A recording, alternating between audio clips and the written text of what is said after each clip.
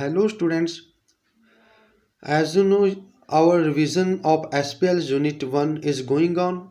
Yesterday we revised the democratic constitution in South Africa. For today's revision, please open your SB20 revision guide. This is your SB20 revision guide. As I told you that yesterday we revised the democratic constitution in South Africa, and today we will revise the why do we need a constitution. For this, read the page number 21 to 22 of your NCERT textbook, and of your lead supplementary book we read concept time 5 and answer practice question 4.5 to 4.7 and 5.1. So let's start, students. First of all, please open your NCERT textbook, page number 21. This is your NCERT textbook, page number 21.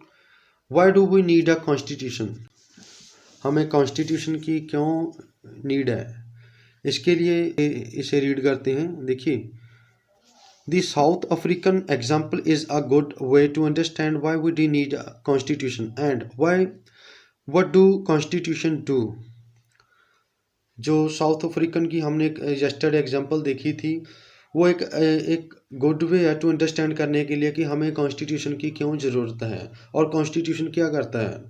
And but the oppressor and oppressed in this new democracy were planning to live together as equal. तो जो constitution होता है उसका basic फंडा क्या होता है, उसका बेसिक एम क्या होता है कि जो वहाँ पे डाइवर्सिटी के लोग एक साथ में रहते हैं उनके लिए, उनको इक्वल रखने के लिए हमें क्या किसकी ज़रूरत पड़ती है, कॉन्स्टिट्यूशन की ज़रूरत पड़ती है. तो नेक्स्ट देखते हैं. देखिए, after long negotiations both parties agreed to compromise. The white agree to the principle of majority rule and that of one person one vote. तो जैसे हमने यस्टरडे देखा था, साउथ अफ्रीका में क्या था, वहाँ पे काफ़ी टाइम से एक वाइट पीपल थे, जो यूरोपियन लोग थे, वो ही एक रूल कर रहे थे साउथ अफ्रीका के ऊपर. मिनॉरिटी रूल था वहाँ पे. लेकिन काफ़ी टाइम के बाद उनको वो एग्री हुए कॉम्प्रोमाइज़ करने के लिए कि जो वाइट पीपल थे वो एग्री हो गए थे कि वहाँ पे मेजॉरिटी रूल अब होगा जिसमें उनको वन पर्सन वन वोट मिलेगी. क्योंकि पहले क्या था, 1994 से पहले क्या था, वहाँ पे जो ब्लैक पीपल थे उनको राइट टू वोट नहीं था. जो पावर्स थी वो सारी की सारी वाइट लोगों के हाथ में थी, ब्लैक पीपल के हाथ में नहीं थी. तो they also agreed to accept some basic rights for the poor and workers. The black agreed that majority rule would not be absolute. They agreed that majority would not take away the property of white minorities. तो ऐसे वो agree हुए कि majority rule होगा वहाँ पे. तो ऐसे कॉम्प्रोमाइज़ हुआ. उसके बाद क्या हुआ, वहाँ पे वो एक कॉन्स्टिट्यूशन को प्रॉपर में शेप दे पाए. And finally this rule decide rights two of a citizen. तो जैसे हमने बात की है कि साउथ अफ्रीका में भी डाइवर्सिटी में लोग वहाँ पे रह रहे थे. तो जब उन्होंने कॉन्स्टिट्यूशन बनाने के लिए मीटिंग्स की, वाइट और ब्लैक पीपल में आपस में मीटिंग्स हुई, तो उन्होंने डिसाइड किया कि कैसे हमने कॉन्स्टिट्यूशन जो है लेकर आना है, कैसे एक सिटीजनशिप देनी है.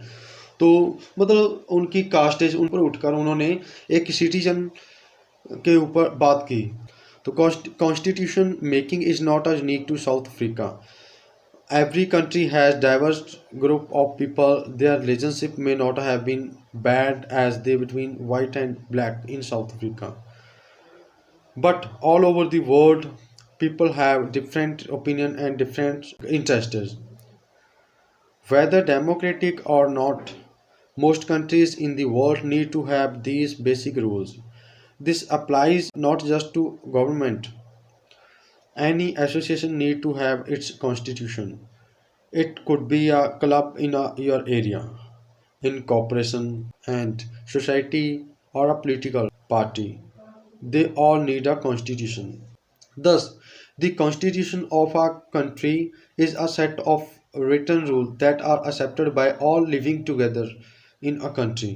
एक कॉन्स्टिट्यूशन क्या होता है, एक रिटर्न में रूल्स होते हैं जिनको एक्सेप्ट कर लिया जाता है जो लोग रहते हैं किसी भी कंट्री में। कॉन्स्टिट्यूशन क्या होता है? एक सुप्रीम लॉज होते हैं जिसमें लोगों के में आपस में रिलेशन बिल्डअप रहते हैं, उनको सिटीजनशिप मिल जाती है और लोगों में और गवर्नमेंट में एक रिलेशनशिप कायम रहता है किन की बदौलत? कॉन्स्टिट्यूशन की वजह से। तो a constitution does many things. Constitution अब क्या क्या करता है? फर्स्टली क्या यहाँ पे ट्रस्ट और coordination different different kinds of people में बनाता है वो। सेकेंडली क्या है? It specifies how the government will be constituted, who will have power to take which decisions. तो गवर्नमेंट कैसे कॉन्स्टिट्यूट करेगी कंट्री को और कैसे वहाँ पे किसके हाथ में पावर्स जो हैं कंट्री की जाएंगी और कैसे जाएंगी। सेकेंडली क्या होता है? It lays down limits on the power of a government and tell us what the rights of a citizen are. तो लिमिट सेट कर देता है कि कितनी को गवर्नमेंट के पास पावर्स होनी चाहिए और उसके बाद सिटीजन्स के जो राइट्स होते हैं उनको भी बताता है constitution.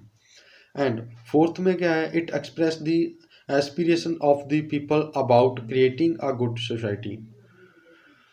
And all countries that have constitutions are not necessarily democratic, but all countries that are democratic will have a constitution. After a war of independence against the Great Britain, the Americans gave themselves as a constitution. After the revolution, the French people approved a democratic constitution.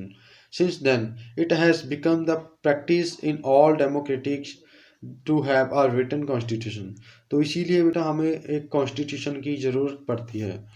तो आगे देखते हैं SB 20 पे। Answer the question number 10 on page number 32। Please open your NCERT page number 32। So this is your 10 number question on page number 32. Read the following statements about a constitution. Give reasons why each of these is true or not. आपने इसे read करना है and उसके बाद अपने reasons बताने हैं। सो आप इसे रिवाइज करना है स्टूडेंट्स।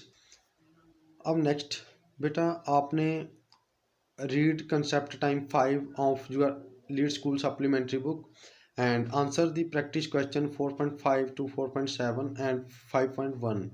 इन्हें आपने रिवाइज करना है। तो आज की रिवीजन आपकी यही थी, why do we need a constitution. I hope आपको अच्छे से रिवाइज हो गया होगा। सो थैंक यू बेटा।